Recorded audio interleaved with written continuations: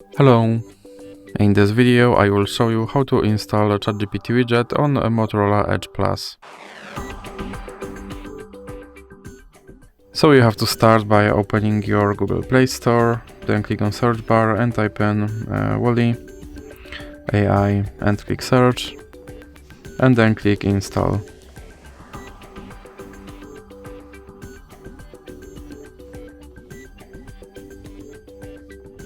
Now you can click open, and then click got it, and click on this button to skip introduction. Then click not now and click open permissions.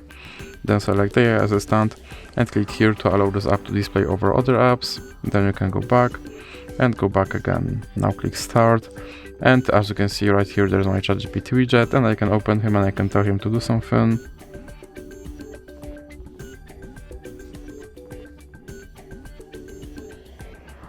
And as you can see, he responded.